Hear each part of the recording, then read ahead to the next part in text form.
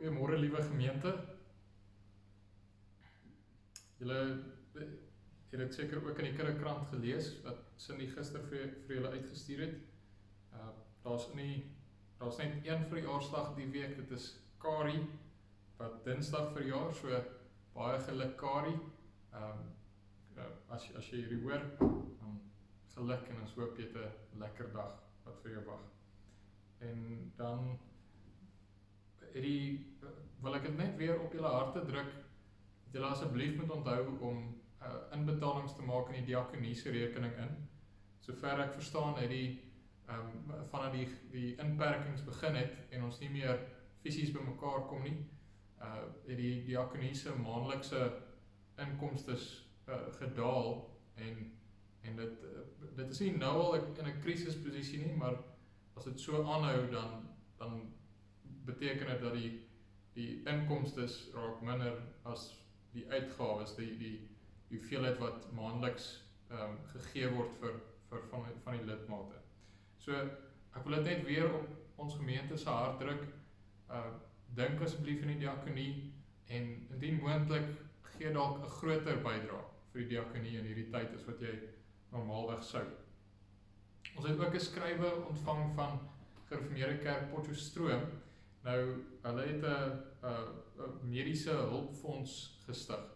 En uit hierdie hulpfonds uit wil hulle onder andere, of ek dink dit is die stig van die fonds is na aanleiding van Jeanette se ma, dis hoe ek het verstaan.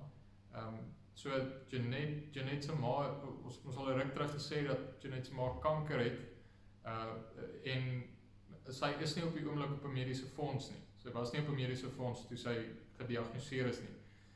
Sy sou eintlik by die staatsdiensbehandeling gekry het, maar as gevolg van die pandemie kan sy dit nou nie doen nie. Sy moet nou gaan na Wilnet Park toe en dit kos R7.500 per sessie, per keer wat sy gaan vir behandeling. So hulle het ons ook gevra of ons dalk ons diakonie dalk 'n bedrag kan gee vir hierdie fonds om Jeanette se ma te help met om te help betaal aan Jeanette se ma se kankerbehandeling. Maar ek het toegedink dat dit oopgemaak word, nie net vir die diakonie nie, maar vir die gemeente, dat die hele gemeente kan hoor van hierdie fonds, dat ons dalk as lidmate ook 'n bydrae kan lewer, 'n skenk kan maak aan hierdie fonds. Die bankbesonderhede is in die kinderkrant, so gaan kyk dit dit staan daar onder die opskrif die diakonie se fondse, die tweede paragraafie gaan daaroor. So asseblief, as jy kan, maak ook 'n skenking vir hierdie fonds. En dan het ons ook al donderdag dit deurgegee dat ons het afgelope Sondag dit deurgegee dat Marike swanger is, en ons het dit donderdag deurgegee dat ons die week uitgevind het dat die leweetjie nie meer daar is nie. So het maandag agtergekom, iets is fout gegaan vir bloedtoetse, en Dinsdag het die dokter ons gesien, of vir Marike gesien en 'n sonar geneem en gesien, ons het die babietjie verloor. So ons gee dit net weer aan julle deel onder meelewe.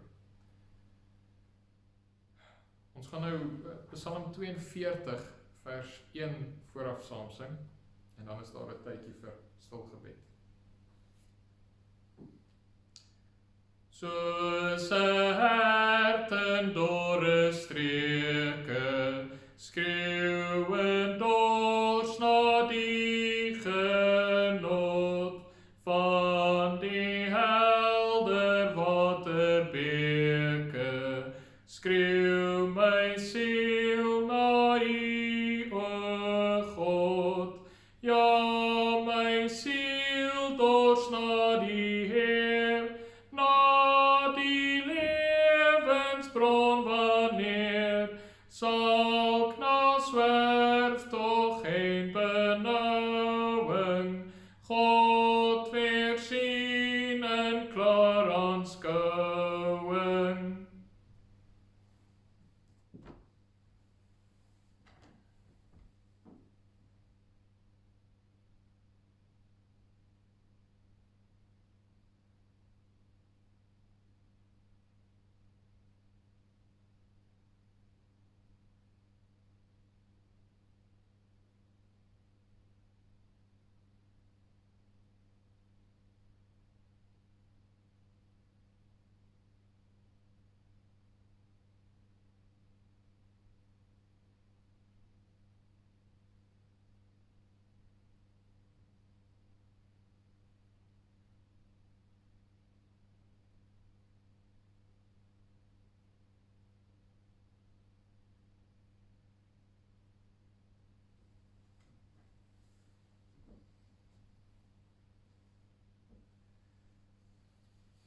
Ons gaan nou soos normaalweg ons afhanklikheid van die Here verklaar en dan bid om die Here se seën en daarna ook ons Here loof met Psalm 100 verse 1 tot 4. Kyk op na die berge, waarvandaan sal daar vir my hulp kom? My hulp is in die naam van die Here wat die hemel en die aarde geskaap het en getrou bly tot in alle ewigheid. Amen. Ons Vader in die hemel, ons bid dat U ons sal seën met U genade, barmhartigheid en vrede, en die van die Seun, ons Here Jesus Christus, in die kragtige werking van die Heilige Gees. Amen.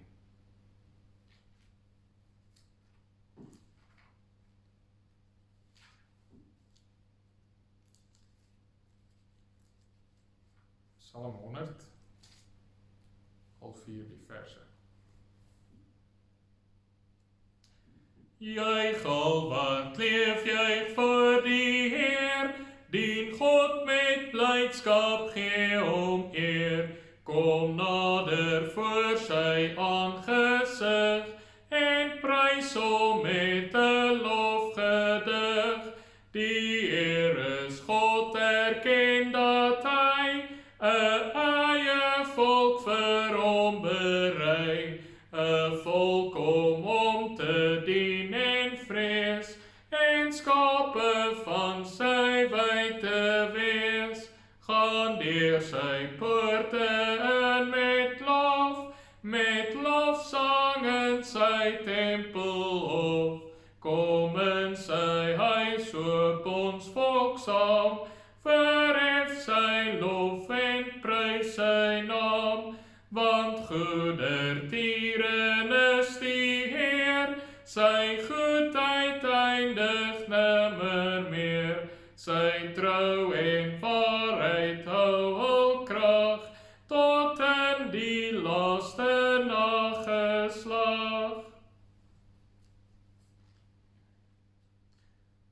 Nou ons geloof saam bely uit die geloofsbelijdenis van Sia.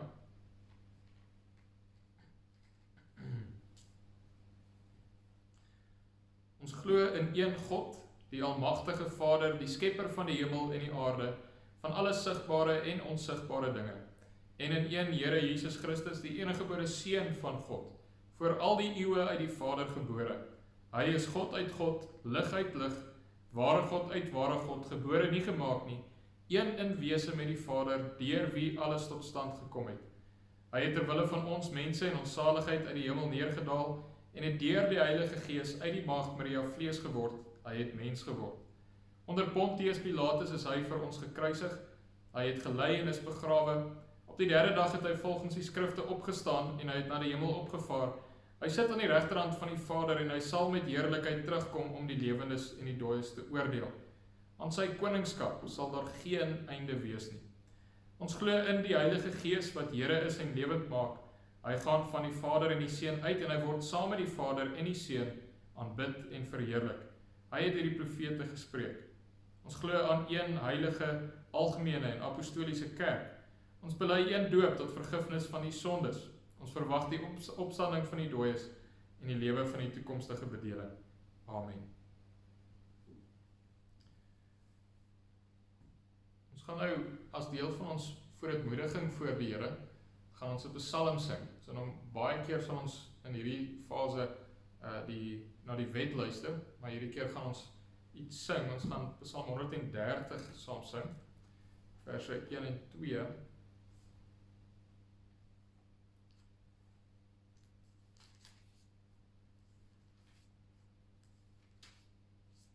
So daar sing ons: uit dieptes gans verlore, van redding ver vandaan, waar hoop se laaste spore in wanhoop my vergaan.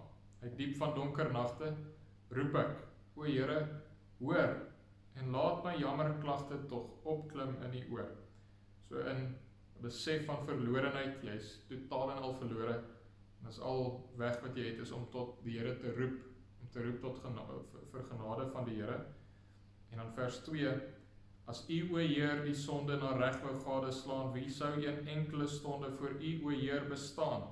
So as die Here ons sondes sou hanteer soos wat dit verdien, dit is daai wat dit beteken na reg wou gadeslaan, as hy die sondes straf soos wat ons het verdien, op ons straf, dan vra hy, wie sou een enkele stonde, dit is 'n ou woord, een enkele oomblik, wie sou vir een enkele oomblik vir u, o Heer, kon bestaan. So as die Here dit doen, as hy die sonde straf, dan sal ons nie eers 'n enkele oomblik vir hom kon bestaan nie. Maar dan sing ons ook van die vergifnis in ons Here Jesus, maar nee, daar is vergewing altyd by u gewees, en daarom word u met bewing reg kinderlik gevrees. So, omdat daar vergifnis by hierdie God is, wat as hy dit straf, die sonde straf, dan sal ons nie 'n oomblik by hom kan bestaan nie, omdat daar vergifnis by hom is, dan in ons Here Jesus, dan kan ons hom kinderlik vrees. Psalm 130, en daarna gaan ons luister na Romeine 12. Uit dieptes gans verlore, van redding ver vandaan, waar hoop se laaste spore, en wanhoop my vergaan, uit diep van donker nagte, roep ek, o Here, hoor, en laat my jammer klagte, tog opklim in u oor, as u, o Heer, die sonde na reg wou gadeslaan, wie sou in enkele stonde voor u, o Heer, bestaan, maar nee, daar is vergewing altyd by u gewees, daarom word u met bewing reg kinderlik gevrees.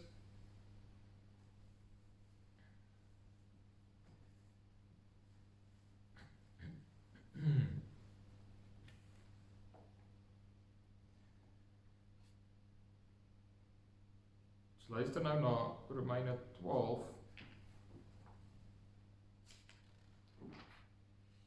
Daarin dan leer die apostel ons, eintlik die Gees, die Heilige Gees deur die pen van die apostel, ons hoe ons moet lewe as mense wat deur Christus gered is. So as jy regtig iemand is wat deur geloof in Christus gered is, en die Heilige Gees jou die wedergeboorte gegee het, jou nuut gemaak het, dan beteken dit dat die gevolg daarvan is 'n nuwe lewe, 'n lewe wat anders is, 'n lewe wat beheer word deur die Heilige Gees, en dit is onder andere, of dit word onder in hoofstuk 12 onder andere beskryf, in ander hoofstukke ook, maar in hoofstuk 12 is 'n beskrywing van hoe lyk so 'n lewe wat beheer word deur God die Heilige Gees, iemand wat wedergebore is. So as ons dan sê dat ons is wedergeborenes, ons is gelowiges, en ons kom agter, maar ek doen nie die dinge wat hier staan nie, dan het ek geen grond om te sê, maar dit is maar aanvaarbaar nie. Dit is onaanvaarbaar vir 'n wedergeborene om nog toe te gee aan sonde, en om nie onder die heerskappy van die Gees te leef nie. So kom ons luister nou na Romeine 12. En nou doen ek 'n beroep op julle, broers, op grond van die groot ontferming van God. Gee julle self aan God as lewende en heilige offers, wat vir hom aanneemlik is. Dit is die wesentlike van die godsdiens wat julle moet beoefen. Julle moenie aan hierdie sondige wêreld gelyk word nie, maar laat God julle verander deur julle denke te vernuwe. Dan sal julle ook kan onderskei wat die wil van God is, wat vir hom goed en aanneemlik en volmaak is. Kragtens die genade wat aan my gegee is, sê ek vir elkeen van julle, moenie van jouself meer dink as wat jy behoort te dink nie. Nee, lê jou liewer daarop toe om beskeie te wees in ooreenstemming met die maat van die geloof wat God aan elkeen toebedeel het. Ons het baie lede in een liggaam, en die lede het nie almal dieselfde funksie nie. Net soos ons, al is ons baie in Christus een liggaam, en almal afsonderlik lede van mekaar. Ons het genadegawes wat van mekaar verskil volgens die genade wat God aan elkeen van ons gegee het. As dit die gawe is om God se boodskap te verkondig, laat ons dit gebruik met in ooreenstemming met die geloof wat ons bely. As dit is om te dien, laat ons dien. As dit is om onderrig te gee, laat ons onderrig gee. As dit is om mense te bemoedig, laat ons hulle bemoedig. As ons gee, laat dit sonder bybedoelings wees. As ons leiding gee, dan met toewyding. As ons ander help, dan met blymoedigheid. Die liefde moet opreg wees. Verafskiet wat sleg is en hou vas aan wat goed is. Betoon hartlike broederliefde teenoor mekaar, bewys eerbied teenoor mekaar en wees mekaar daarin tot voorbeeld. Moenie in julle toewyding verslap nie, bly altyd geesdriftig, dien die Here. Verbly julle in die hoop, staan vas in verdrukking, volhard in gebed. Help die medegelowiges in hulle nood en lê julle toe op gasvryheid. Seën julle vervolgers, ja, seën hulle, moet hulle nie vervloek nie. Wees bly saam met die wat bly is en treur saam met die wat treur. Wees eensgesind onder mekaar, moenie hooghartig wees nie, maar skaar julle by die nederiges. Moenie eiewys wees nie, moenie kwaad met kwaad vergeld nie. Wees goedgesind teenoor alle mense. As dit moontlik is, sover dit van julle afhang, leef in vrede met alle mense. Moenie self wraak neem nie, geliefdes, maar laat dit oor aan die oordeel van God. Daar staan immers geskrywe, dit is my reg om te straf, ek sal vergeld, sê die Here. As jou vyand honger is, gee hom iets om te eet. As hy dors is, gee hom iets om te drink. Want deur dit te doen, maak jy hom vuurrooi van skaamte. Moet jy nie deur die kwaad laat oorwin nie, maar oorwin die kwaad deur die goeie. Kom ons bid saam. Ons grote God en Vader, Vader, wil U tog vir elkeen van ons, soos wat ons geluister het na Romeine 12, wil U iets daaruit vir ons laat uitstaan en ons laat daarmee tref, dat ons gekonfronteer word met die feit dat ons nie hierdie dinge doen nie. Gekonfronteer word met die feit dat ons nie 'n lewe leef wat altyd 'n lewe leef wat getuig van iemand wat beheer word deur die Gees nie, maar dat ons so gereeld nog teruggaan na ons ou sondes en ons sondige gewoontes, sondige gedagtes. Heer, wil U dit vir ons wys, dat ons geestelike armoede voor U sal besef. En wil U dan deur die Gees ons harte so sag maak, dat ons sal treur daaroor, dat ons regtig hartseer sal wees. Dit is hartseer, Heer. Dit is hartseer wanneer ons so teen die sondig. Maar stuur tog die Gees om ons nuut te maak en ons meer en meer beslag te lê op ons, elke stukkie van ons lewe, om meer en meer oor ons te heers, dat sy heerskappy sigbaar word in hoe ons dink, hoe ons praat en optree, hoe ons geld gebruik, hoe ons vir mekaar omgee. Ja, vergewe ons vir hoe ons daarin val, maar maak ons tog nie teer. Ons bid ook vir die woordverkondiging wat nou gaan plaasvind. Ons bid, Here, dat U dit sal seën, dat dit vir U aanneemlik sal wees. Mag dit tog suiwer wees, in ooreenstemming met U bedoeling in die woord, en dat U skape dit sal ontvang en dit reg sal verstaan, soos wat U dit bedoel het.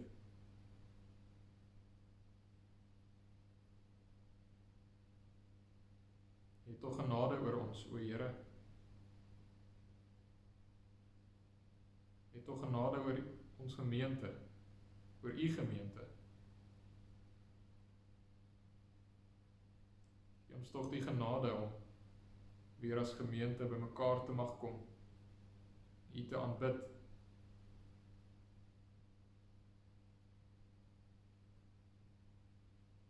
Ons vra dit in ons Here Jesus se naam. Amen. Ons gaan nou luister na Genesis, hoofstuk 25 20, verse 19 tot 34. Ja, 19 tot 34.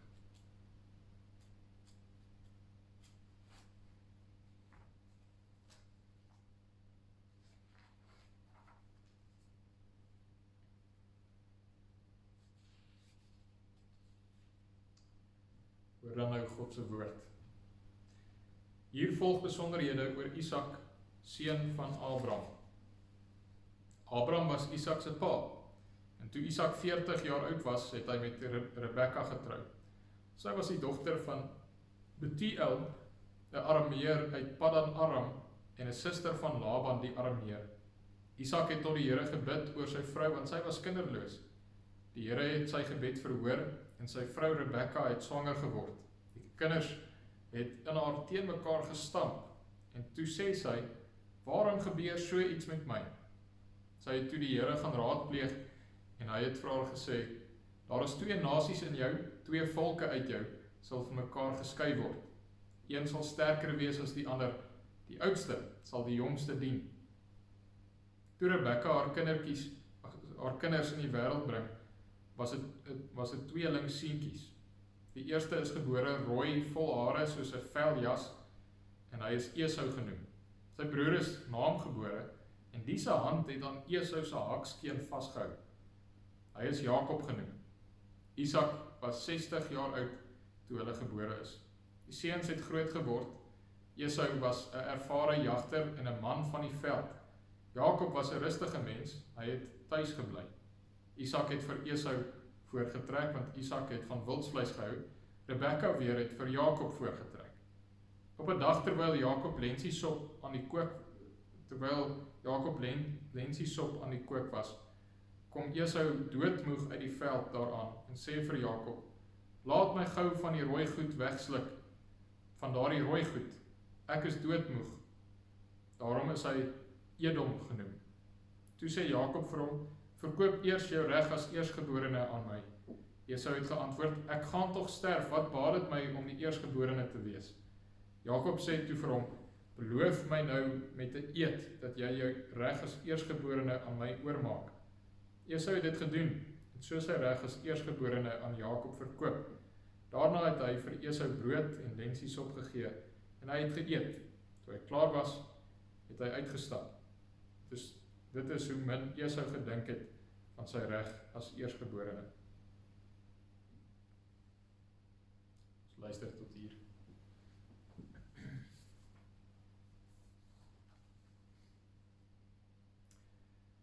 Met die eerste woorde van vers 19 word 'n nuwe afdeling in Genesis aangekondig.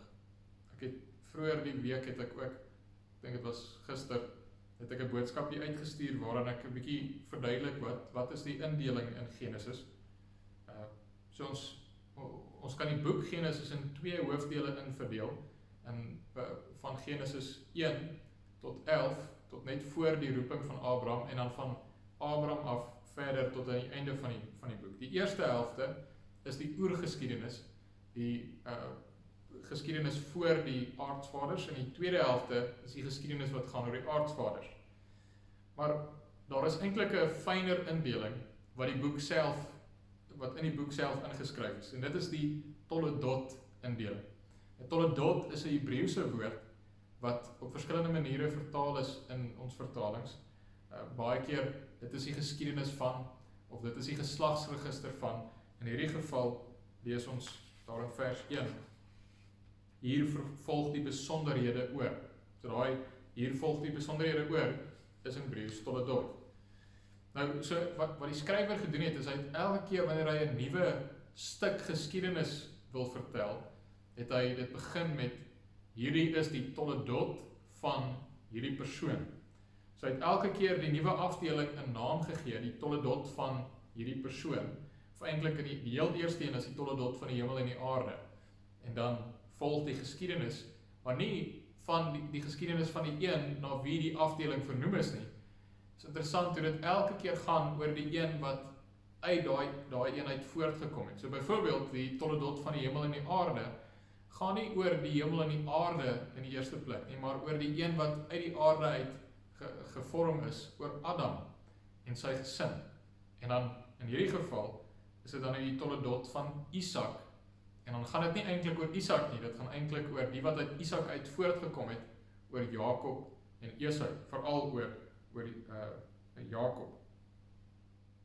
So die eerste 5 van die toledot afdelings is in die oergeskiedenis. Die tweede 5 van die toledot afdelings is in die aartsvader geskiedenis, van Abraham af verder.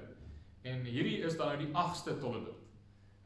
In die tweede helfte die aartsvader geskiedenis was dit eers die toledot van Tera.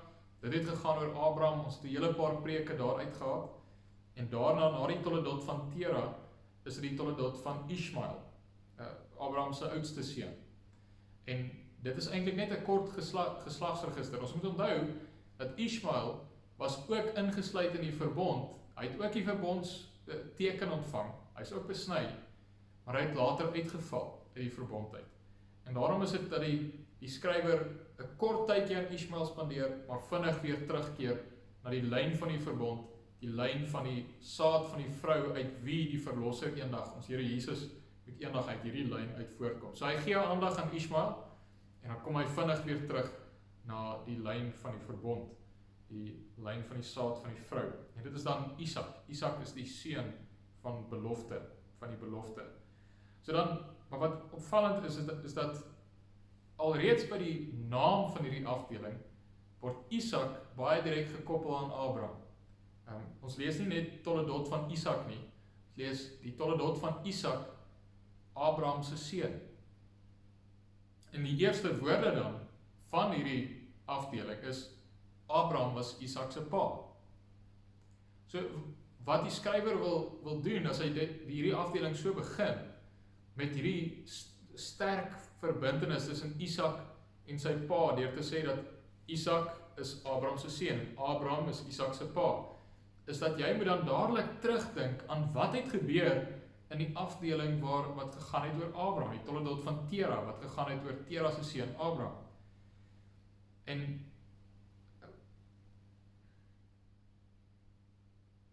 so jy moet dadelik daaraan dink, aan Abraham, en aan wie Abraham is. Jy moet dink aan sy beloftes, maar goed, ek gaan nou daar weer terugkom, skus, ek het nou vooruitgespring in die preek. Goed, so by hoofstuk 25, vers 19 tot 34, die deel wat ons nou net op fokus vandag, is 'n goeie inleiding en bekendstelling tot die hele afdeling. Die hele afdeling wat nou hier begin word. Die toledot van Isak, die seun van Abraham. Kent Hughes, hy's 'n predikant wat 'n kommentaar geskryf het, maar die kommentaar is eintlik net 'n versameling van sy preke. Die boek is so dik, al die preke wat hy gemaak het uit Genesis uit. Hy noem daar as die inleiding tot sy vir hierdie gedeelte, dan vergelyk hy dit met 'n voorskou, of in Engels noem ons dit 'n trailer. En in daai voorskou dan sien jy iets van die temas en die hoofgedagtes wat in die fliek gaan voorkom. En dan sê hy, hierdie is eintlik dit. So hierdie gedeelte, 19 tot 34, is 'n inleiding, of 'n samevatting, of 'n bekendstelling van die meeste van die temas wat in die res van hierdie afdeling voorkom. So dit is baie sinvol, sal baie sinvol wees in jou eie stilte tyd, om hierdie gedeelte mooi deur te lees, 'n paar keer deur te lees, en dan die res te lees van die afdeling, en weer terug te dink, elke keer, soos wat jy die res lees, terug te gaan kyk, sien jy iets van dit wat later gebeur, of die temas van dit wat later gebeur, die dinge wat die Here dan daar openbaar, sien jy dit dalk al reeds, hier in die eerste gedeelte. En wanneer ons so deur 'n stuk geskiedenis lees, dit is wat hierdie is, dit is geskiedenis, dan moet ons onder andere vra, hoe pas hierdie gedeelte in by die groter prentjie, wat van die skepping en die sondeval afloop, tot by ons Here Jesus se koms, dood, opstanding en hemelvaart en wederkoms. So hoe pas dit in hierdie groot prentjie? Hoekom het die Gees hierdie gedeelte ook vir ons gegee? Want elke liewe stukkie moet uiteindelik daartoe bydra om die lyn te vat na Jesus toe. So op 'n manier dat hierdie stuk geskiedenis dra daartoe by. En mense moet daai vraag vra, hoe dra dit daartoe by? 'n tweede vraag wat jy moet vra as jy so 'n deel in die geskiedenis lees, is om te vra, wat leer ek in hierdie geskiedenis oor God? Oor wie hy is, oor wat hy doen? Wat leer ek van God? Die derde ding wat jy kan vra is, wat leer ons van ons as mense? Wie is ons mense? Wat doen ons mense? Wat is ons veronderstel om te doen? Jy kan daardie tipe vraag vra. So, mense kan ander vrae ook lys, maar ek dink dis 3 belangrike vrae wat jy moet in gedagte hou wanneer jy deur geskiedenisgedeeltes lees.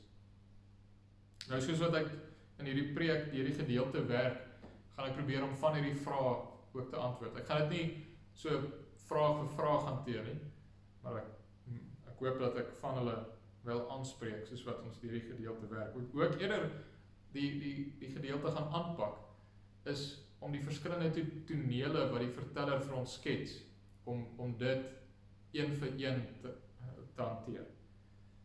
So as ek sê, dis tonele wat die verteller skets, dan sê ek nie dat dit is 'n fiksie toneelspel nie. Nee, dit is ware geskiedenis, hierdie is ware mense, ware gebeurtenisse. Maar daar's iemand wat dit aan jou vertel, en hy skets vir jou dan nou hoe het dinge gelyk, hoe het dinge gebeur. So dit is wat ek daarmee bedoel. Ek bedoel nie daarmee dat dit is soos 'n toneelspel wat net akteurs is, wat fiksie is, en hierdie is ware geskiedenis, maar verteller wat dit oordra. So dan lees ons in die eerste toneel, is vers 19 tot 20, waar ons sien hoe Isak en Rebekka 'n worsteling het oor hulle kinderloosheid. Die tweede toneel is vers 21 tot 26, waar dit gaan oor Rebekka se swaar swangerskap en die tweeling se geboorte. Die derde toneel is 'n kontras wat geskep word tussen Esau en Jakob in vers 27 en 28. Dis iets van 'n beskrywing van hierdie twee manne nadat hulle groot is. En die laaste toneel dan is in vers 29 tot 34, waar Esau sy eersgeboortereg aan Jakob verkoop. So daai 4 tonele gaan ons dan nou so een vir een deurwerk. So nou eers die eerste toneel, waar jy moet sien hoe Isak en Rebekka worstel oor hulle kinderloosheid. En dit is opvallend dat hierdie toledot eers 'n bietjie op Isak en Rebekka fokus, voordat dit oorbeweeg na Esau en Jakob. Dit is opvallend, want dit is nie normaalweg so nie. Dit is bitter min wat die toledot begin met die een na wie dit vernoem is. Dit begin normaalweg amper dadelik met die mense oor wie dit eintlik gaan. So nie oor Isak nie, maar oor Esau en Jakob. Maar hierdie inligting oor Isak en Rebekka is belangrike agtergrond vir die res van die vertelling van oor Esau en Jakob. So dit begin met Isak, Abraham se seun. Nou kom ons by wat ek net na vorentoe gespring het by daai gedagte. So jy begin hierdie deel, Isak, Abraham se seun, en dan eerste woorde, Abraham was Isak se pa. En wanneer jy dit hoor, daai verbintenis aan Abraham, dan moet jy laat terugdink aan Abraham self. Dis ook nie Abraham nie, dis Abraham. So as jy daai lees, dan kan jy terugdink na Genesis 17 toe, waar die Here vir hom daardie naam gee, Abraham. En daar lees ons van die verbondsbeloftes wat die Here weer maak aan Abraham. Hy het dit oor en oor aan Abraham bevestig en herhaal. God se beloftes vir hom weer vir hom gesê, die beloftes wat hy gemaak het. So daar lees mense in hoofstuk 17 vers 1 tot 8, toe Abraham 99 jaar oud was, het die Here aan hom verskyn en vir hom gesê, ek is God die Almagtige, lewe naby my en wees opreg. So hier sien mens die hart van die verbond, waaroor gaan dit om in 'n verbond te wees met God, om in 'n verbondsverhouding met hom te wees, is dat God die Almagtige homself in jou openbaar en dat hy naby aan jou kom as jou God, en dat jy naby aan hom gaan leef en opreg is. So dan sê hy, ek sal my verbond met jou sluit, en baie mense uit jou laat voortkom. So God sluit sy verbond met Abraham en sê vir hom, daar gaan baie mense uit jou voortkom, jy gaan vrugbaar wees. Abraham het toe op sy knie geval en toe sê God vir hom, dit is my verbond met jou. Jy sal die vader wees van 'n menigte nasies. Jy sal nie meer Abraham genoem word nie. Jou naam sal Abraham wees, want ek maak jou die vader van baie nasies. Dit is die deel van die rede waarom sy naam verander word, is ook om die hele tyd te herinner aan sy belofte, aan die Here se belofte van dat hy sal baie mense uit hom laat voortkom en Abraham sal die vader wees van baie nasies. Ek sal jou baie vrugbaar maak, ek sal jou tot nasies maak en konings sal uit jou voortkom. Ek bring 'n verbond tot stand tussen my en jou nageslag en al hulle geslagte. Dit is 'n blywende verbond. Ek sal jou God wees en ook die God van jou nageslag. Hoor daai mooi. Ek sal jou God wees en ook die God van jou nageslag. So 'n groot troos, die troos in die verbond, dat God beloof om 'n God te wees vir my en my nageslag. Ek gee aan jou en jou nageslag die land wat jy as vreemdeling woon, die hele land Kanaan as 'n blywende besitting, en ek sal hulle God wees. Hoor hoe herhaal hy dit heeltyd. Ek sal hulle God wees, ek sal hulle God wees. Dit veronderstel dat daar moet 'n hulle wees. Moet mense wees wat uit Abraham uit voortkom, dan moet 'n nageslag wees. Nou, so Isak, die seun van Abraham, die lyn van die saad van die vrou wat deur Abraham geloop het, loop nou verder in Isak in. So daai beloftes wat God gemaak het in Genesis 3 vers 15 dat hy sal eendag iemand stuur wat die slang se kop vermorsel en daai persoon sal ook in die hakskeen gebyt word. Daai nageslagslyn is tot dusver gevolg van Adam af na Set regdeur tot by Noag, van Noag af aan tot by Abraham. En dan die volgende generasie is Isak. So Isak is in daardie sin die seun van die belofte, want deur hom sal die saad van die vrou gebore word. Maar ook Isak is die seun van die belofte, die seun van die een aan wie God die Almagtige beloof het, van Abraham, die een wat sy naam beteken, 'n vader van menigte nasies, die vrugbare een, die een wat vrugbaar gemaak is. So hier kom Isak nou, die volgende geslag aan wie God die verbond bevestig, dat daar sal nasies uit Abraham uit voortkom, nasies uit Isak uit voortkom, daar sal baie mense wees, hulle sal vrugbaar wees. Hier kom Isak nou, en dit is wat jy moet hoor. Hy is die seun van Abraham, die vader van menigte nasies. Die tweede ding wat daar nou net daarna staan is, dat hy was 40 jaar oud toe hy met Rebekka getrou het. Dan word Rebekka vir jou beskryf, sy was die dogter van Betuel, 'n Arameer uit Paddan Aram, en 'n suster van Laban die Arameer. Nou skets hy weer vir jou die agtergrond van Rebekka en die huwelik tussen Isak en Rebekka en hoe dit alles gebeur het. En haar familie word ook vir jou uitgelig.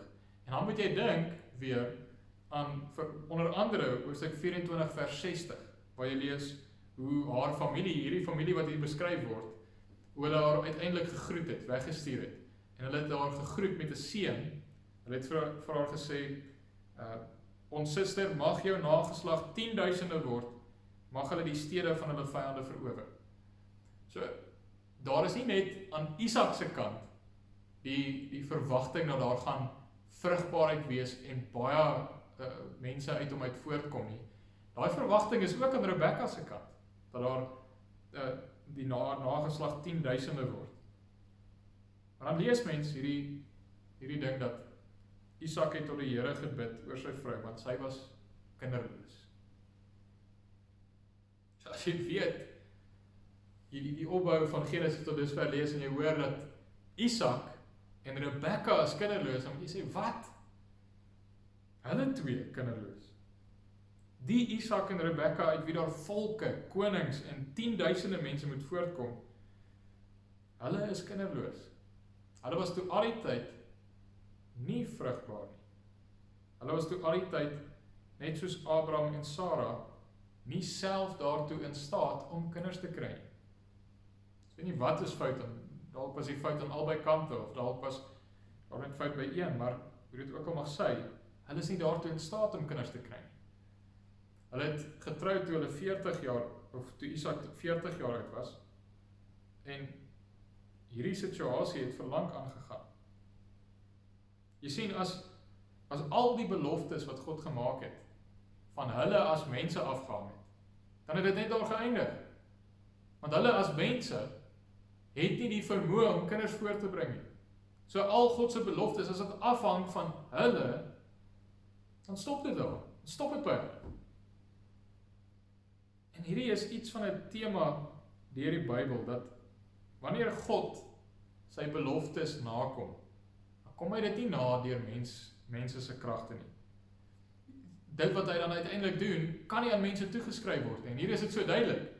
As daar dan uiteindelik 'n nageslag kom, as God se beloftes om dat hy groot nasies uit Abraham uit laat voortkom, as hy dit nakom in Isak, as dit nie omdat Isak self so waffers is of Rebekka is nie, dit is omdat God dit doen. So God moet dan die eer kry vir wat hier gebeur. Dit is nie mense wat so besonder is nie. Dit is God wat so besonder is en wat self sorg dat die geskiedenis uitloop tot by Jesus. En ons lees, die apostel Paulus skryf ook daarvan in 2 Korintiërs 12, vers 8 tot 10, dan staan daar, 3 maal het ek tot die Here gebid, dat dit van my af weggeneem word, die doring in sy vlees, en die Here se antwoord was, my genade is vir jou genoeg, my krag kom juist tot volle werking wanneer jy swak is. Dan sê Paulus, daarom sal ek baie liewer oor my swakhede roem, sodat die krag van Christus my beskutting kan wees. En dit is wat ons hier sien. Dit is in hulle swakheid, die dat hulle is nie daartoe in staat om kinders te kry nie, maar die krag van God uitgestal word, dat hy vir hierdie mense wat nie daartoe in staat is om kinders te kry nie, dan nou uiteindelik kinders gee. En dit is mooi wat ons van Isak en Rebekka sien, hoe hulle hierdie hele situasie hanteer. Hulle hanteer dit nie soos Abraham en Sarah, wat toe 'n slaaf Hagar gekry het, en gesê dat Abraham moet nou maar vir hom 'n nageslag uit Hagar uitkry. Hy moet met Hagar gaan slaap en deur Hagar kinders kry nie. Nee, die blote feit dat Isak leef, is al vir homself 'n getuienis dat God kan vir mense wat kinderloos is, kinders gee. Want hy is so 'n geval. Hy is 'n voorbeeld van waar God dit gedoen het. Waar God vir die onvrugbare Abraham en Sarah kinders gegee het. 'n seun gegee het uiteindelik. So, dis die een ding wat hy kan vasthou, dat hy self, die feit dat hy leef, is 'n bewys dat God hierdie dinge doen, dat hy gee vir mense wat nie daartoe in staat is om kinders te kry nie, sal hy, as hy dit wil, dan gee hy vir hulle kinders. En in hierdie geval, weet hy ook dat God dit wil, want God het die verbondsbeloftes gemaak, wat baie uitdruklik sê, daar sal uit Isak, sal daar volke ook na voor gebore word. Daar sal ook baie mense uit Isak uit voortkom. En dit is 'n bietjie anders as in ons geval vandag. Ons kan sê dat dieselfde as Isak, God het die mag om vir mense wat kinderloos is, kinders te gee. God het daai mag, hy is daartoe in staat, as hy dit wil. Maar ons kan nie sê met sekerheid dat God dit in my situasie so wil nie, dat hy vir my en my vrou nog 'n kind wil gee en sal gee nie. Dit kan wees dat 'n paartjie dan onvrugbaar is en dan al weg wat dan oop is vir hulle om wel 'n kindjie te kry is deur aanneming. En dis goed. Ons moet nie neerkyk op aanneming nie, dis baie goed. As ons meer kinders kan aanneem, sal dit wonderlik wees. Maar goed, so ons sien dat hulle dit nie hanteer soos Abraham en Sarah en hulle eie plannetjies maak nie. So wat maak hulle? Hulle bid. Hulle bid tot hierdie God, dat hulle weet wat daartoe in staat is om 'n kind te gee, en wat ook die belofte gemaak het om 'n kind te gee. So hulle bid op grond daarvan dat hulle weet wie God is. Hy is die Almagtige, hy is die een wat kinders gee, en hulle bid op grond van God se beloftes, van wat God beloof het. En nou moet ons ook sien, dis nie maar net 'n vinnige gebedjie nie. net een keer se bid, of 'n maand se bid, of 'n paar maande, of 'n jaar se bid nie. Ons lees dat Isak het getrou toe hy 40 jaar oud is, en dat die 2 seuns is gebore toe hy 60 jaar oud is. Hierdie is 20 jaar wat verby gegaan het. Ongeveer 20 jaar wat hulle maand na maand na maand hoop dat Rebekka gaan swanger raak. En maand na maand na maand, dan gebeur dit nie. Dat hulle moet aanhou bid, en aanhou glo dat God gaan sy beloftes hou. Hierdie is gebedsvolharding. Ons kan iets daaruit leer vir ons eie gebedslewe en ons eie geloofsvertroue in God se beloftes. En ook iets uit leer dat ons moet wag op die Here. Ons moet geduldig wees. Die feit dat die Here nog nie Isak se gebed verhoor het na 5, 6, 10, 15 jaar nie, beteken nie dat die Here glad nie die gebed gehoor het en gaan verhoor nie. Die Here gaan dit verhoor, maar hy gaan dit verhoor op sy tyd. En sy tyd is na 20 jaar, as Isak eers 60 jaar oud is. So uiteindelik dan verhoor die Here Isak se gebed oor sy vrou Rebekka, en Rebekka word swanger. Dus kan jy dink hoe bly moes hulle gewees het toe hulle dit uitvind, dat Rebekka is uiteindelik na 20 jaar se wag, 20 jaar se gebed en smekinge, is hy nou uiteindelik swanger. En hulle moes seker vreeslik bly gewees het. Maar dan skets die verteller vir ons die tweede toneel, die toneel van Rebekka se swangerskap en die tweeling se geboorte. En die swangerskap is vir die meeste vrouens met net een babietjie al klaar nie 'n maklike ding nie. En nou is dit 'n tweeling. Nou sy het dit nie aanvanklik geweet nie, maar as mens praat met 'n vrou wat 'n tweeling in die wêreld moes bring, dan is dit vir hulle nog moeiliker. Maar Rebekka se geval was nog erger as normaalweg. Nog erger as wat dit is vir 'n vrou wat net een kindjie het, en nog erger as 'n vrou wat 'n normale tweeling het. Want hier was iets groters aan die gebeur in haar moederskoot. Ons lees dat die kinders in haar het teen mekaar gestamp. En ek dink die 83 is hier 'n bietjie beter. Die 53 sê dat hulle net teen mekaar gestoot het. En dis eintlik rowwer as net stoot. Ek onthou toe Marika swanger was met Joke, kon mens ook sien hoe sy so stoot. Jy kon amper 'n voetjie so sien wat uit by die maag, soos wat sy die maag so druk. Ek kan mens amper die voetjie se vormpie sien soos wat sy so stoot. Maar hierdie is rowwer as stoot. En daarom sê ek 83 is dalk beter, want hulle sê dat hulle teen mekaar gestamp het. Dis 'n rowwe ding. In die Engels het ek twee vertalings gesien wat sê the children smashed themselves inside her. Smashed. En 'n ander vertaling sê they struggled together. Maar hoor jy hoe rof is dit? Smashed. Hulle het in mekaar teen mekaar gestamp. Hulle het teen mekaar beklei binne in die moederskoot. Dit was asof haar baarmoeder 'n oorlogsveld geword het tussen hierdie twee seentjies. En dit is so erg wat Rebekka dan sê, en hierdie keer is die 83 sê, waarom gebeur so iets met my? 53 stel dit hierdie keer weer beter, as dit so gaan, waarom leef ek dan? Hoor nou, hierdie is 'n vrou wat 20 jaar gebid en gesmeek het en gewag het vir hierdie oomblik, om 'n kindjie te kry, om swanger te raak met 'n kindjie. Nou gebeur dit, dan is dit so erg, dat sy begin sê, dit is my beter om dood te gaan. Hoekom leef ek, as dit so erg aangaan met my? En dit het dan daartoe gedring om die Here te gaan raadpleeg oor wat gaan aan? Hoekom is dit so seer? Hoekom is dit so rof? Hierdie kindertjies wat teen mekaar stamp in haar baarmoeder. So ons lees daarvan in vers 23, waar die Here dan vir haar sê, daar is twee nasies in jou, twee volke sal uit jou van mekaar geskei word. Een sal sterker wees as die ander, die oudste sal die jongste dien. Twee nasies, twee volke, ons weet Esau is die volk wat uit Esau uit voortgekom het, is die Edomite.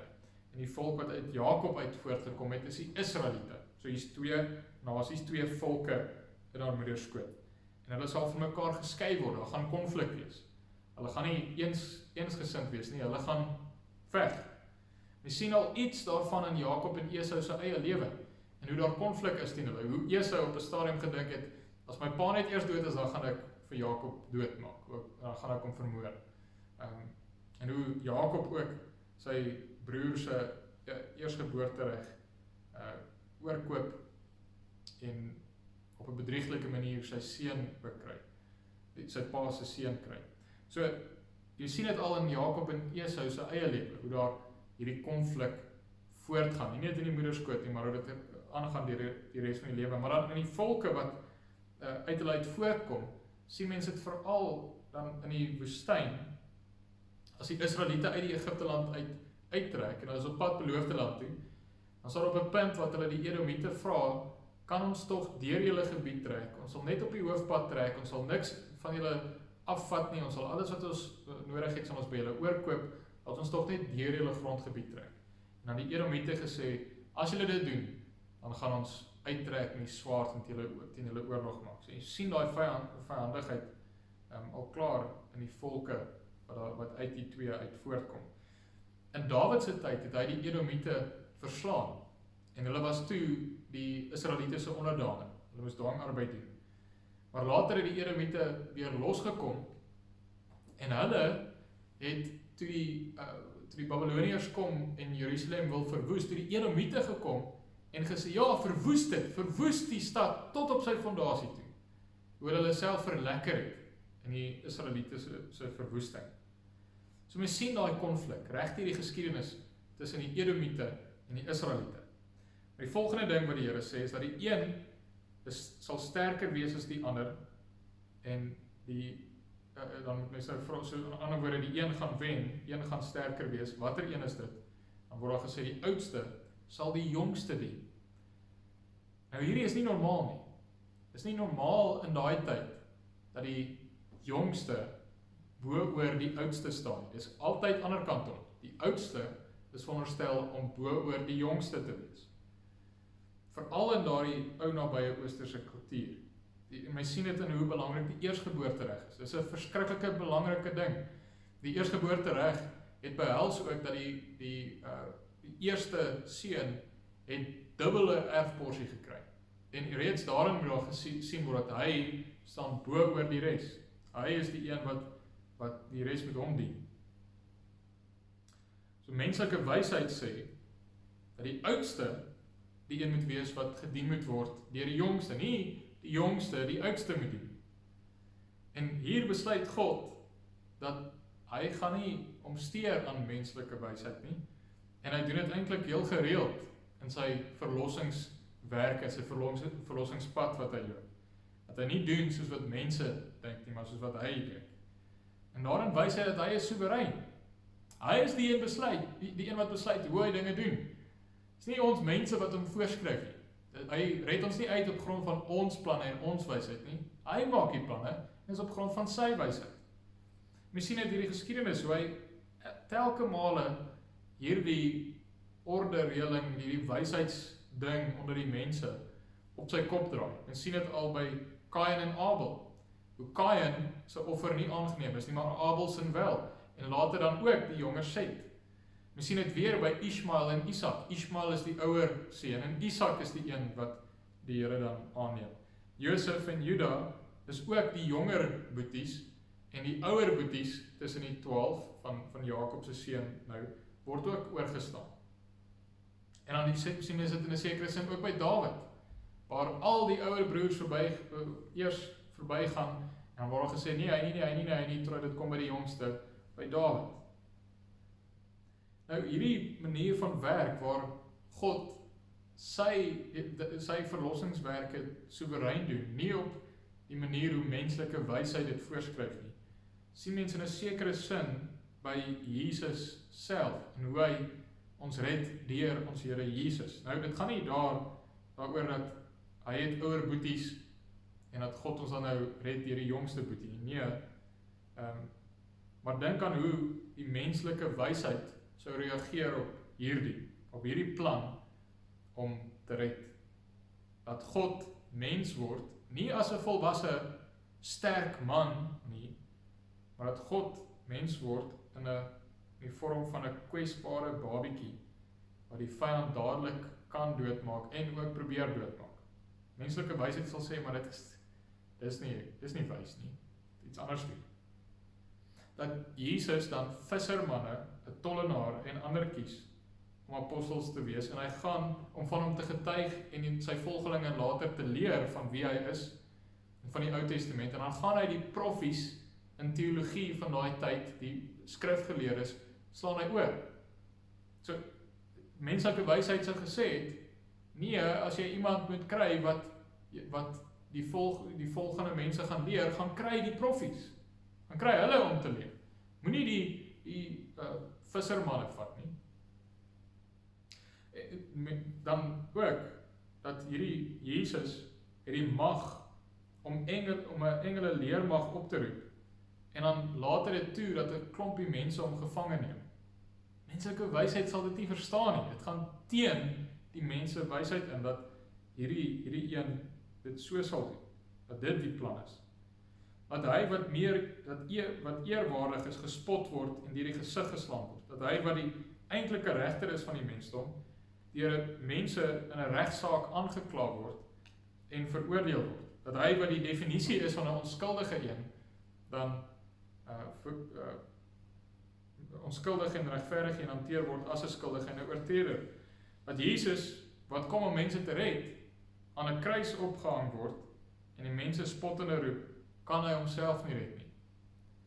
As jy hierdie deel beskryf vir die menslike wysheid, dan gaan die mense sê, maar dit maak nie sin nie. Hierdie maak dit nie sin nie. So hierdie verlossingsplan sou nooit in 'n mens se gedagtes opgekom het nie, om dit so te doen nie. Want in die mense oë is dit nie wys nie. En dit is wat Paulus ook van praat in 1 Korintiërs 1, vers 27 tot 29, dan lees ons, en tog wat vir die wêreld onsin was, het God uitgekies om die geleerdes te beskaam. Wat vir die wêreld swak is, het God uitgekies om die sterkes te beskaam. En wat vir die wêreld sonder aansien of betekenis is, ja, wat niks is nie, het God uitgekies om wat iets is tot niet te maak. Voor God het geen mens dus iets om op te roem nie. Ons moet hierin sien hoe God soewerein is in sy verlossingsplan. Hy besluit hoe hy red. Hy besluit deur wie hy red. Hy besluit hoe hy red. Hy besluit hoe hy sy genade gee. Hy is soewerein daarin. En dit is wat Paulus ook na verwys in Romeine 9, vers 10 tot 13. Daar staan in die 33-53, dan verwys dit terug na hierdie spesifieke geskiedenis van Jakob en Esau. Daar's 2 plekke in die Nuwe Testament wat terugverwys na hierdie gedeelte, en hierdie is een, ons gaan net nou na die ander een kyk. Romeine 9 wat gaan oor die uitverkiesing, die hoofstuk wat gaan oor die uitverkiesingsleer. En dan staan daar nie alleen dit nie, maar ook Rebekka was swanger uit een, naamlik Isak ons vader, want toe die kinders nog nie gebore was en nog geen goed of kwaad gedoen het nie, dat die voorneme van God volgens die verkiesing kon bly staan, nie uit werke nie, maar uit hom wat roep, is vir haar gesê, die oudste sal die jongste dien, soos geskrywe is, Jakob het ek lief gehad en Esau het ek gehaat. Hier sien mens dit. Hier word so duidelik gesê dat hierdie gedeelte wys vir jou dat God is die een wat soewerein besluit hoe hy gaan red en wie hy gaan red. Hy het nog voordat die 2 seentjies gebore is, het al besluit watter een hy vir homself gaan uitred. Dit is alleen op grond van sy soewereine besluit, sy soewereine voorneme van hoe hy sy genade gaan aanwend. Dit is nie menslike wysheid wat hom voorskryf daarin nie. So in vers 24, nou weer terug na Genesis, dan lees ons hoe van die geboorte van hierdie tweelingseuns. En ons moet sien hoeveel aandag word gegee aan die seuns se beskrywing. Die 20 jaar se gebedsworsteling word in 1 vers genoem. Die hele swangerskap, 9 maande se swangerskap word in 2 verse genoem. Maar dan word daar in detail beskrywing gegee van hierdie kort oomblik, hulle geboorte. Hoekom? Onthou wat het God weer vir Rebekka gesê? Dit gaan hier oor meer as net hierdie twee babietjies, dit gaan oor die twee volke wat hulle uit gaan voortkom, en veral dan oor die volk wat uit Jakob uit voortkom, uit wie die Messias gebore gaan word, die verlosser gebore word. So daarom dat daar soveel meer aandag gegee word op hierdie twee seuns, die in hulle geboorte. So eerste kom daar 'n rooi, harige mannetjie uit. En hy moes uitsonderlik rooi gewees het. En hy lees ook dat hy was uitsonderlik harig. Ek dink die nuwe vertaling, as ek nou reg onthou, vertaal dit iets soos 'n amper soos 'n vel, soos 'n pels, so harig is hy. Nou hy was veral sy rooiheid moes uitsonderlik rooi gewees het, want dit is wat hulle hom eintlik maar noem. Hulle noem hom rooi. Dis wat Esau beteken, rooi. En dit is opvallend, want hulle het normaalweg baie moeite gedoen om name te kies wat iets beteken, wat 'n betekenis agter dit het. En dan noem hulle hom net rooi. Hy was so rooi.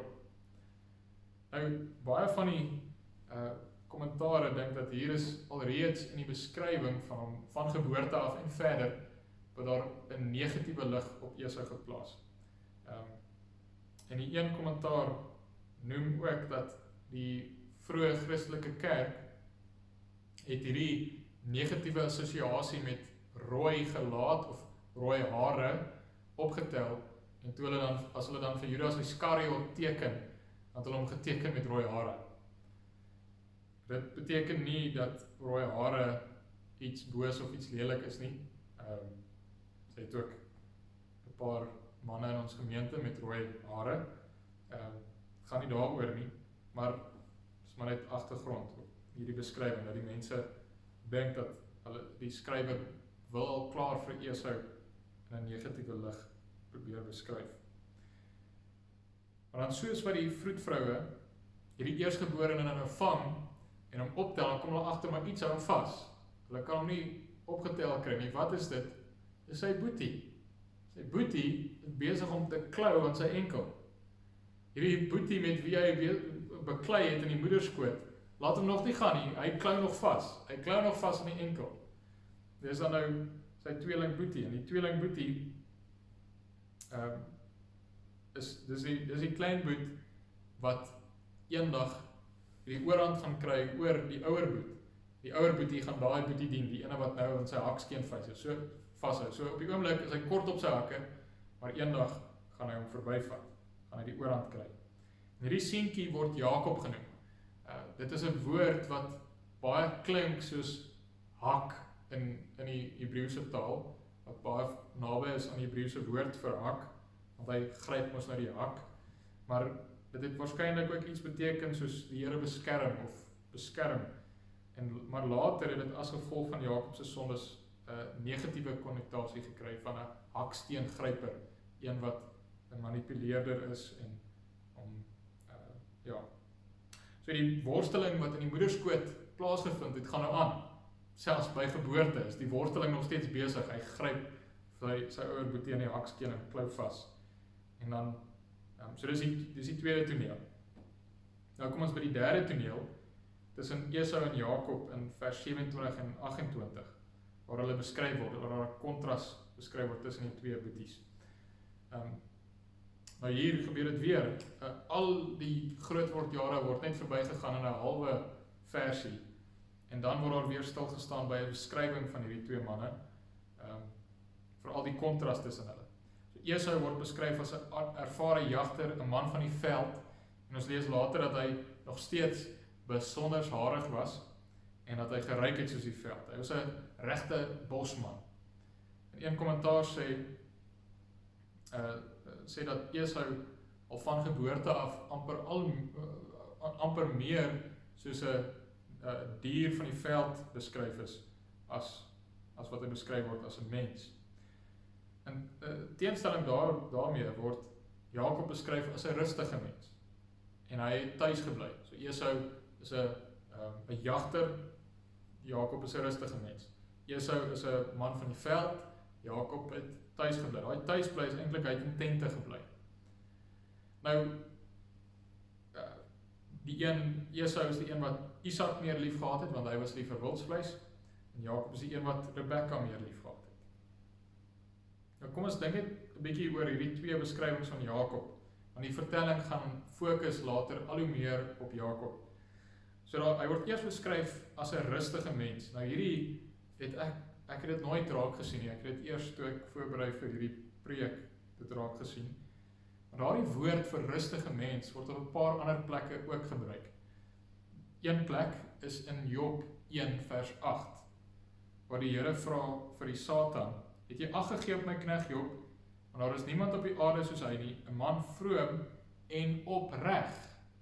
Die woord opreg is dieselfde woord wat hier vir Jakob gebruik word as 'n rustige mens, opreg.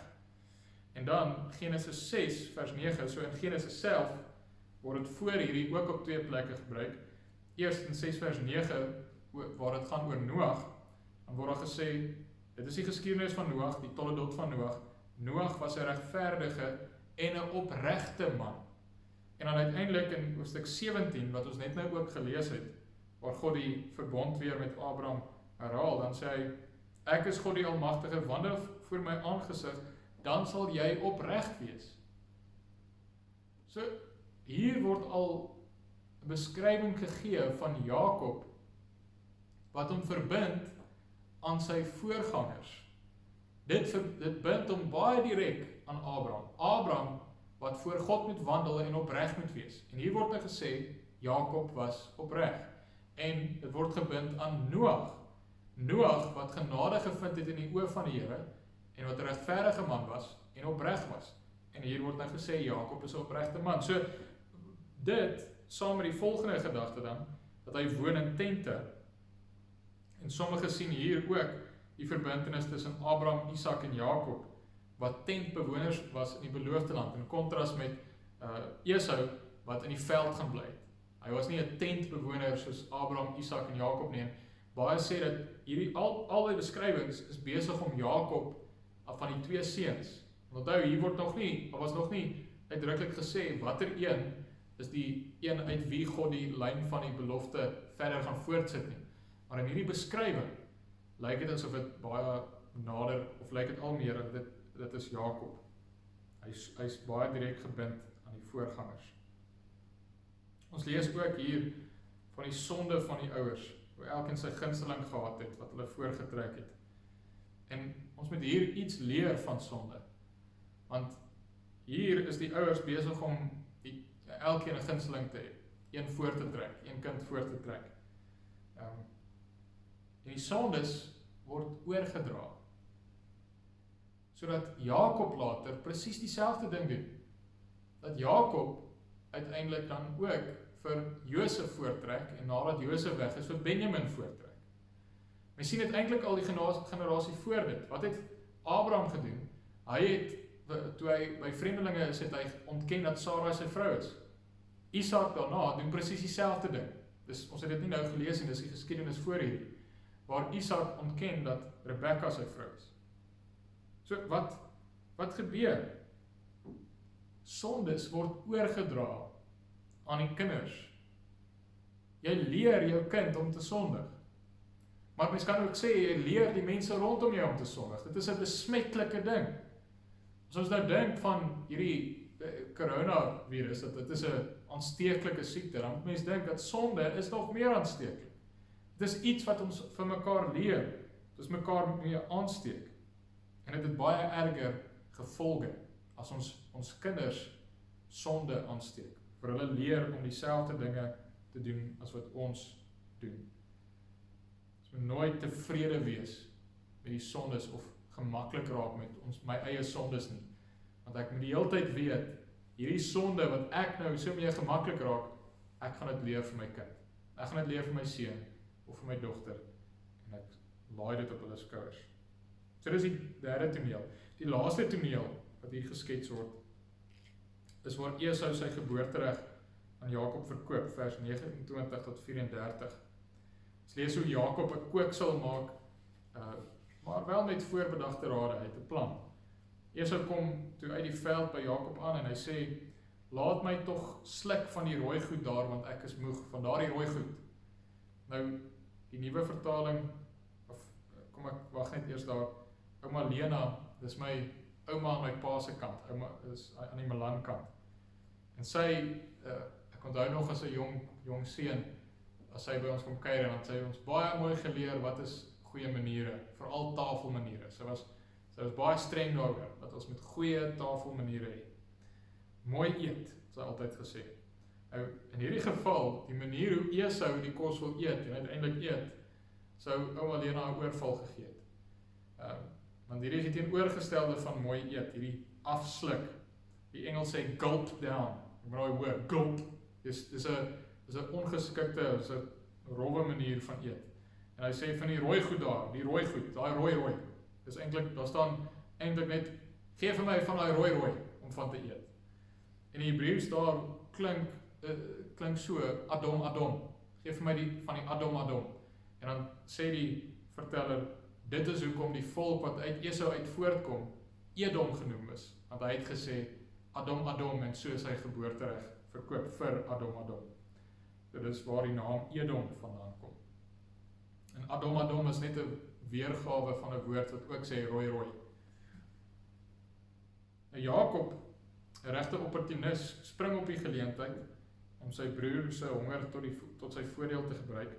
En 'n opportunis is eintlik nie noodwendig 'n regte beskrywing nie. Dit is meer, dit lyk vir my meer asof Jakob het 'n plan gehad. Hy was 'n slim man. Hy het asof hy meer 'n net reg gesit het en gewag het vir sy broer om te loop tot in die net, en dan trek hy die tou en dan vang hy sy broer in die lokval wat hy gestel het. So hy sê dan vir sy broer, verkoop eers jou eersgeboortereg aan my. En Esau antwoord, kyk ek sterwe, wat baat die eersgeboortereg my dan? Ons moet mooi verstaan, Esau is nie regtig besig om te sterwe nie.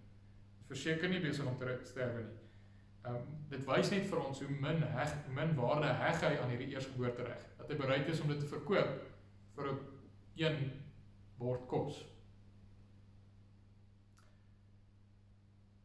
So, nou staan Esau op die net, en nou moet Jakob net die touwtjie getrek kry om hom te vang, en hy sê, hoe hy dit doen, as hy sê vir hom, sweer nou vir my, sweer, nou, sweer eers, dat jy jou eersgeboortereg aan my verkoop. Esau sweer, Jakob gee vir hom die kooksellensies, en Esau eet, hy drink, hy staan op, en hy loop weg. En daar is iets tragies in daai laaste woorde, hy loop weg. Net daarna dan, sê God die Gees, dat dit, lewer God die Gees kommentaar op dit wat Esau gedoen het. So het Esau sy eersgeboortereg verag. Nuwe vertaling vertaal dit 'n bietjie anders, maar ou vertaling sê, so het hy sy eersgeboortereg verag. En hierdie word dan, dis die tweede plek in die Nuwe Testament wat terugverwys na hierdie, is in Hebreërs 12, vers 16 tot 17. Dan word ons gewaarsku dat ons nie moet leef soos Esau nie. Dat ons nie dieselfde dinge moet doen soos Esau nie. Vers 16 en 17, laat niemand 'n hoereerder wees nie, of 'n onheilige soos Esau, wat vir een spysgereg sy eersgeboortereg verkoop het. Want julle weet dat hy, toe hy ook later die seun wou beerwe, verwerp is, want hy het geen geleentheid vir berou gevind nie, al het hy dit met trane vurig begeer. Daar was by hom geen berou nie. En al het hy groot begeerte gehad aan die seun, het hy nooit berou gehad nie, en hy het uiteindelik het hy nie die seun gekry nie. Wat die Hebreërs skrywer sê, is pas op, gelowige, pas op.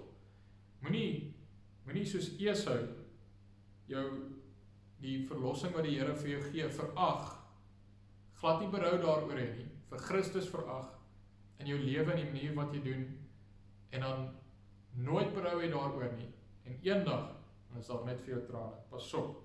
So hy waarsku ons, dat ons nie in die voetspore van Esau moet loop nie. Maar ons moet mooi sien, het is nie asof Jakob nou die goeie persoon is in hierdie vertelling. Nie een is eintlik in 'n positiewe lig geskets nie, al twee is sleg. Al twee is slegte figure. Esau verag sy eersgeboortereg vir een bord kos.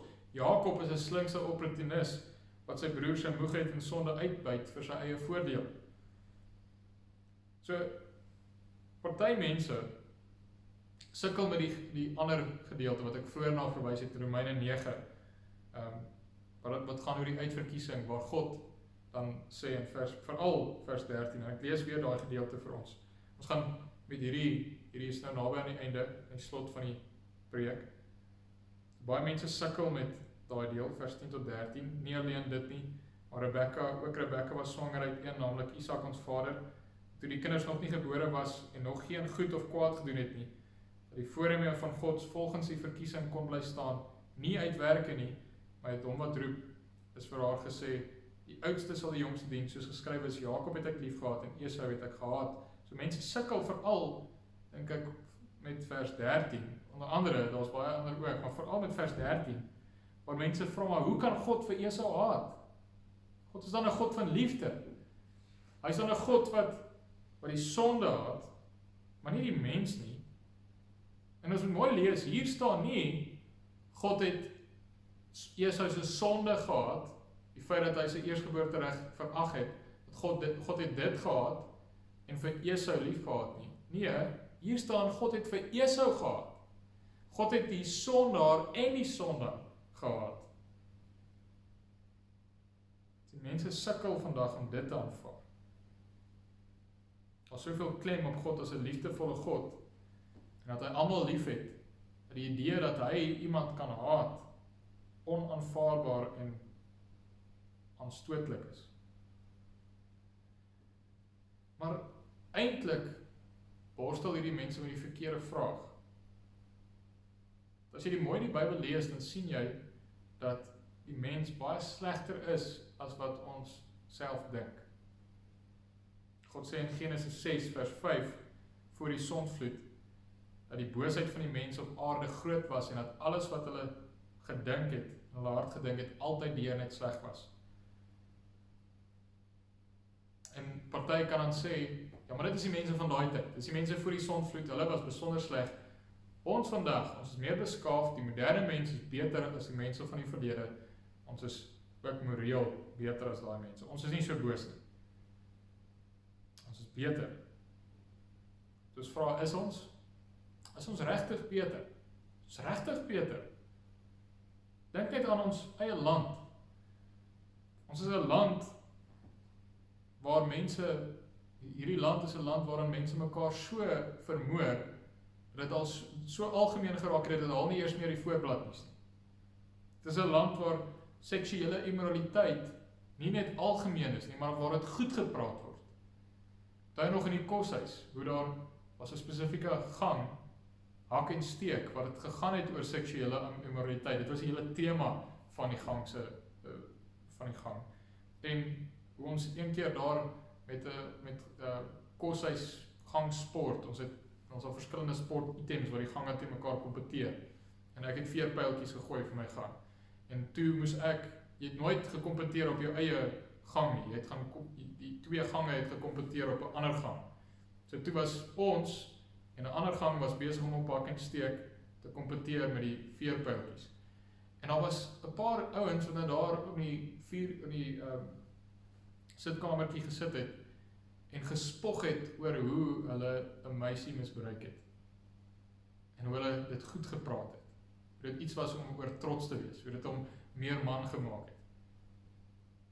Ons kan ook dink aan die seksuele immoraliteit as dit kom by hoe maklik mense egbreek pleeg, hoe maklik hulle skei. Dat die huwelik is nie iets heilig meer in ons land nie. Maar ook in hoe daar so goed praat is van homoseksualisme. En as mens sien, dit is liefdeloos. Dit is liefdeloos teenoor die mense wat sukkel met homoseksuele neigings, gelowiges wat erg daarmee worstel, en dan kom iemand en sê vir hom, partykeer selfs Christene, en sê vir daai ou, maar daar is niks fout met met daai neiging nie, dit is nie sonde nie, jy moet dit net gaan uitleef. Dit is liefdeloos, want jy oortuig iemand dat sonde is goed. Het is goed om sonde uit te leef. Dit is die werklikheid waarin ons leef. Ons leef in 'n land waar die ekonomie op die oomblik heeltemal geknak word, en die rede wat aangevoer word is dat ons wil lewens beskerm, maar intussen is daar miljoene babatjies wat vermoor word in die moeder se skote, waar daar gesê word as rede daarvoor dat die mamma se reg om beheer te hê oor wat met haar liggaam gebeur, weeg swaarder as die babietjie se lewe. Mamma kan maar kies. Haar keuse is meer werd as 'n babietjie se lewe. Dis 'n land met diefstal, met uitbuiting, met korrupsie, waar ons so gewoond geraak het aan armoede dat dit ons nie ontstel nie. Ons kan 'n lang lys nog meer sê. Dan moet jy vir jouself vra, is ons beter? Of is ons slegter? Romeine 3 vers 11 tot 18 sê dat ons is sleg. Daar is niemand wat verstandig is nie. Ons is sleg in hoe ons dink. Dit is eerste hoe jy dink. Daar is niemand wat verstandig is nie. Daar is niemand wat God soek nie. Dit het almal afgewyk, saam met hulle ontaard. Daar is niemand wat goed doen nie, selfs nie een nie. So, jy is sleg in jou gedagtes. Jy is sleg in die manier hoe jy praat. Hou keel is ook opgraf, met hulle tonge preek hulle bedrog. Die gif van adders is onder hulle lippe. Hulle mond is vol vervloeking en bitterheid. En jy is sleg in optrede. Hulle haastig is hulle voete om bloed te vergiet, verwoesting en ellende is in hulle paaie, en die weg van vrede ken hulle nie. Daar is geen vrees van God voor hulle oë nie. Jy sien, as ons reg dink oor onsself, oor die mens, en reg dink oor God en hoe goed hy is, dan is dit nie verbasend dat hy die mense haat nie. Glad nie. Eintlik heel verstaanbaar. As ons weet hoe goed hy is, en hoe sleg ons regtig is, dan is dit eintlik heel verstaanbaar. So die moeilike vraag is nie, hoe kan God vir Esau haat nie? Die moeilike vraag is eerder, hoe kan God vir Jakob lief wees? Hoe kan hy vir Jakob lief wees? Hoe kan hy vir Jakob se seuns lief wees? Hoe kan hy vir die Israeliete lief wees? Hoe kan hy vir Dawid lief wees? Hoe kan hy vir die apostels lief wees? Hoe kan hy vir die Christelike kerk lief wees? Hoe kan hy vir mense soos ek lief wees? Hoe kan hy vir mense soos jy lief wees? Dis die moeilike vraag. Die moeilike vraag is nie, hoe kan God iemand haat nie? Die vraag is, hoe kan hy iemand lief hê? Mense soos ons lief hê. Dis die vraag. En dan, as jy gaan dink oor hoe lief het hy ons, dan is dit nog 'n moeiliker vraag, want hoe lief het God ons? So lief, dat hy sy seun laat gebore word het, die ewige seun wat aan sy regterhand sit, dat hy hom laat verneder om gebore te word as 'n klein babietjie. Dat hy ons so lief het, dat hy sy seun 'n lewenslange pad van vernedering en lyding moet deurgaan. Dat hy ons so lief het, dat hy sy seun laat bloed sweet het in die tuin, want hy het geweet wat vir hom wag, die torenbeker. Dat hy ons so lief het, dat hy sy seun oorgee om deur mense gevange geneem te word. Hy het ons so lief, dat hy sy seun laat gespot word en in die gesig geslaan word. Hy het ons so lief, dat hy toelaat dat daar teen sy seun die grootste onreg gepleeg word, want hy is onskuldig en hy word dan skuldig verklaar. Hy het ons so lief, dat hy sy seun oorgee om tot die dood veroordeel te word. Hy het ons so lief, dat hy toelaat dat sy seun aan 'n kruis opgehang word. Hy het ons so lief, dat hy al sy haat en al sy toorn, wat ek en jy en Jakob se seuns en die Israeliete en al die gelowiges reg deur die geskiedenis, al die toorn en haat wat weggebêre was oor ons sondes, dat dit alles op Jesus gerig het en op hom uitgewoed het.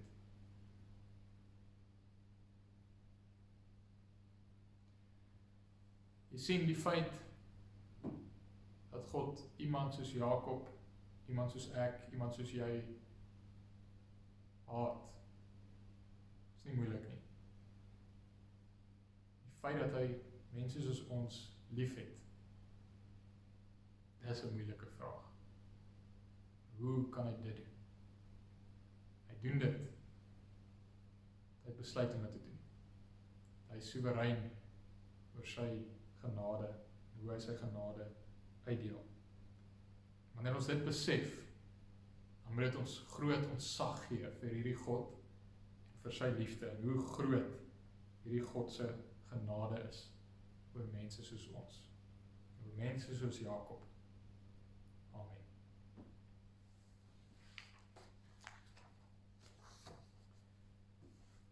Kom ons bid saam. Grote God en Vader in die hemel, dankie dat ons in hierdie geskiedenis kan sien dat U sondaars liefhet. Dat U selfs iemand soos Jakob liefgehad het. Dat U deur hom uiteindelik vir Jesus wat gebore word het, wat vir ons verlos, en dat U ook in ons Here Jesus vir ons liefhet. Ja, dit is so 'n groot ding om aan te dink. Jy kan nie dink, hoe kan U vir iemand soos ons, mense soos ons lief wees nie. Ons is dan so sleg. Tog is dit waar, U het ons waarlik lief. U het die liefde aan ons gewys in die Seun.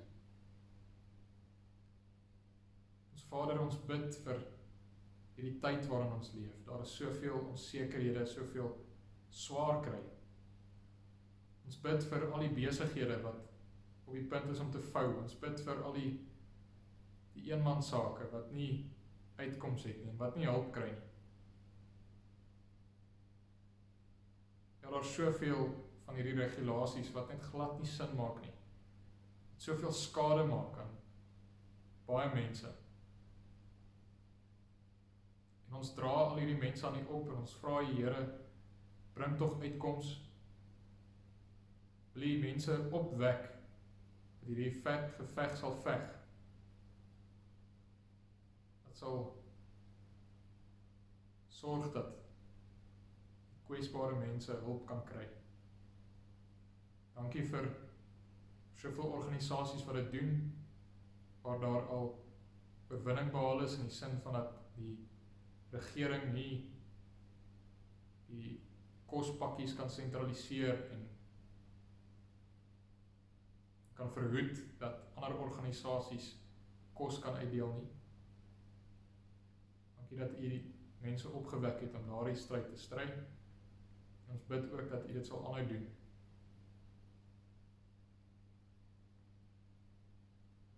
Ag Vader, dink tog ook aan U kerk. Ons bid dat U kerk ook weer in die openbaar kan vergader, sonder vrees vir vervolging of vrees vir siekte. Ja, gee tog weer vir ons daardie ruimte, soos U so kan aanbid en ons kerk wees en volle kan uitleef. Ons vra dit in ons Here Jesus se naam. Amen. Ons gaan nou Psalm 33 verse 6, 7 en 11 saam sing.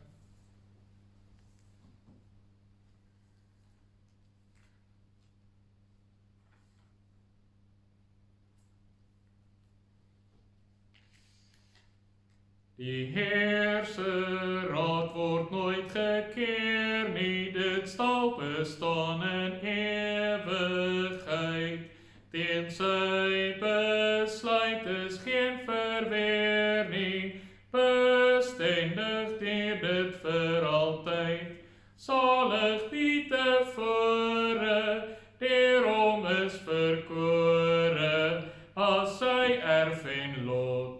Wie so geëer is, dat die Heer al eer is, en die God al God. Die Heer wat bo die wentelkringe van son en maan sy rykstroon stig, aanskou die mens en alle dinge, daar's niks bedek voor sy gesig.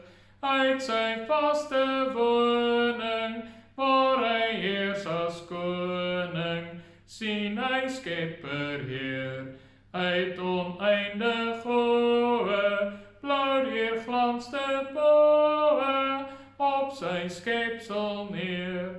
In God, die God wat ons beveilig, vol nou ons hart opnuut verblyd.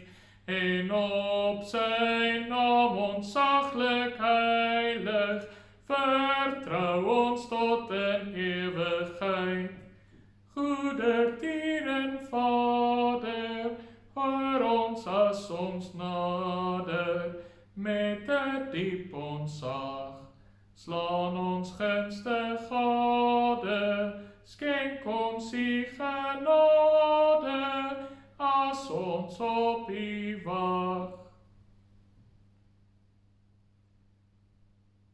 Grote God en Vader in die hemel, wil U ons tog seën met U genade, barmhartigheid en vrede. Ons Here Jesus, deur die werk van die Gees. Amen.